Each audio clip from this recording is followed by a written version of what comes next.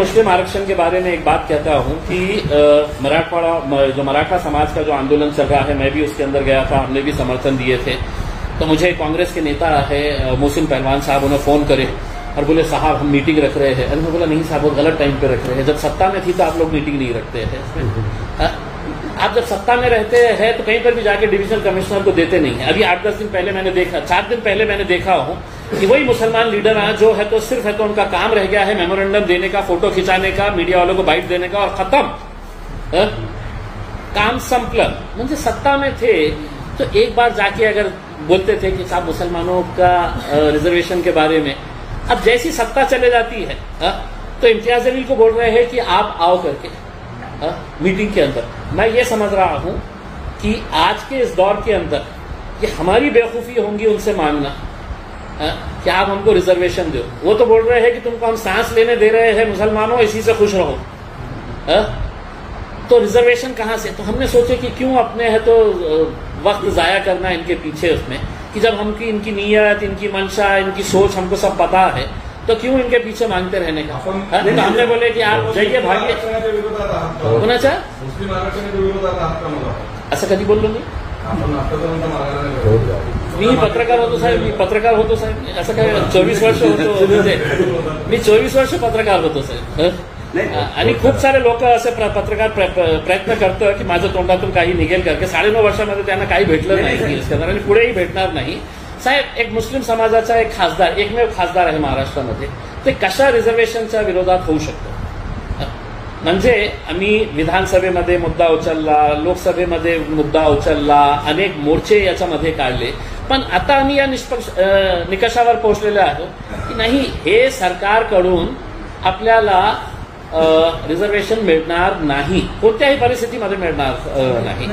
मग तुम्ही माझ्याकडून हे अपेक्षा करणार आहे की जर तुम्ही मोर्चा काढणार। मी तर यांना सांगतो, हे जे काँग्रेस, राष्ट्रवादी आणि जे सो कॉल्ड सेक्युलर पार्टीज आहे ना, जे सत्तेमध्ये होते ना, मग त्यांना करायचं होतं तर करायला पाहिजे होतं ना।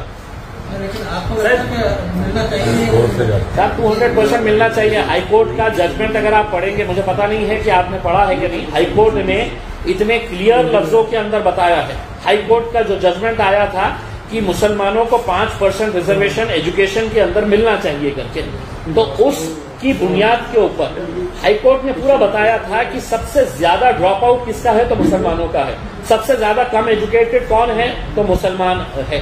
तो इस बुनियाद के ऊपर हाईकोर्ट ने पूरा समझ के बोला था कि इनको एजुकेशन के अंदर 5% दो, नहीं दिए। सर बात यह है कि राव साहब दानवे हमेशा कहते हैं कि जलील को हम इलेक्शन में खड़ा करेंगे तो हम जीतेंगे, मेरे को भी बोले, हमेशा कहते हैं। तो बात यह है कि इंडिया में आप शामिल होने वाले हैं या नहीं है, क्या बात? अब आप बोलिए ना उनको, जाके बड़े बड़े नेता जो है ना उनको बोलिए ना, हम तो तैयार है ना साहब। हमको तो भारतीय जनता पार्टी को हराने का है। हम कोई गधा खड़ा रहेगा बाहर और वो बोलेगा कि चल मैं निकला हूं मोदी जी को हराने का है, भाजपा को हराने का है, तो हम उस गधे का साथ दे डालेंगे। तुम तो इतने बड़े बड़े नेताओं की बात कर रहे हैं, त्यांना सांगा ना, तुम्ही विचारा ना त्यांना, आम्ही इतका है साहेब, आम्ही इतका है। जब जलील खड़े होते हैं तो हम जीत जाते हैं। सब 2014 में भी बोले थे उन्होंने और 2019 में भी बोले हैं, और मेरे को इतनी खुशी हुई कि 2024 में भी बोल रहे हैं। दोनों जब जब बोलते हैं मैं जीत के आता हूँ, जब जब बोलते हैं मैं जीत के आता हूँ उसमें। दूसरा मेरा ये कहना है कि देखिए, ये मुद्दों से भटकाने के लिए ये अपन ने सारे उसके अंदर, मेरी अपेक्षा ये है कि अपन इसके बारे में अगर थोड़ा सा ये करेंगे उसके अंदर। देखिए, इलेक्शन आएगा, कोई हारेगा कोई जीतेगा, उसके अंदर असं नाही आहे की इम्तियाज जलील मध्ये 50 वर्षासाठी आता लिहिलेला आहे की मीच खासदार। मी काम केलं असेल तर लोक मला निवडून दे, मी काम केलं नसेल तर लोकांनी मला निवडून द्यायचेच नाही। मी सगळ्यांच्या बाबतीत बोलतो, माझ्या बाबतीतच नहीं। मैंने काम नहीं किया तो लोगों ने मुझे चुन के ही नहीं देना चाहिए। इसका काम किया है तो फिर ऐसे 50 राव साहेब दानवे खड़े हो जाओ, 50 काय फरक पडणार नाही।